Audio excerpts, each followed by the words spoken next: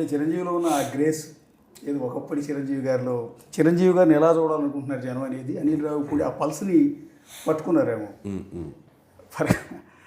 ఒకప్పుడు చంటబ్బాయిలో ఉన్న చిరంజీవి మళ్ళీ చాలా ఏళ్ల తర్వాత మనశంకర వరప్రసాద్లో కనపడ్డాడు. బాడీ లాంగ్వేజ్ కానీ, యాటిట్యూడ్ కానీ, ఐ ఎక్స్ప్రెషన్ కానీ, అది చిరంజీవి గారికి మాత్రమే సాధ్యమైన కొన్ని ఎక్స్ప్రెషన్స్ ఉంటాయి. ఆయన తప్ప ఇంకెవరూ చేయలేరు. అది చాలా కాలంగా ఆయన కంబ్యాక్ తర్వాత చాలామంది డైరెక్టర్లు అది తీయలేకపోయారు. కానీ మీరు మళ్ళీ ఆ బాస్లో ఉన్న ఆ ఫేస్ ఆయనకు మాత్రమే సూట్ అయ్యే ఎక్స్ప్రెషన్ మళ్ళీ తీసుకురాగలిగారు. చాలా సీన్స్లో అది కనపడుతూ ఉంటుంది ఒకప్పటి చిరంజీవి గారిలో.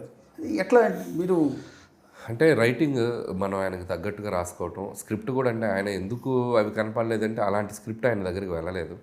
సో అలాంటి ఒక ఎంటర్టైనింగ్గా కానీ లేదా ఫ్యామిలీ ఓరియంటేషన్తో స్క్రిప్ట్స్ ఆయనకు పడలేదు. పడుంటే రిజల్ట్స్ యాక్టింగ్ ఇలాగే ఉండేదేమో. సో లక్కీగా నా వరకు ఎవరు అది అటెంప్ట్ చేయలేకపోవడం నాకు కలిసి వచ్చింది. సో నేను యూటిలైజ్ చేసుకున్నాను ఆపర్చునిటీ.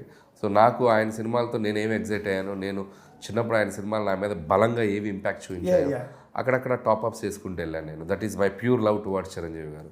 అది నేను చూపించాలనుకున్నాను. అది డెఫినెట్గా ఆడియన్స్ కూడా అలాగే రిసీవ్ చేసుకుంటారని నమ్మాను. ఈరోజు అద్భుతంగా రిసీవ్ చేసుకున్నారు.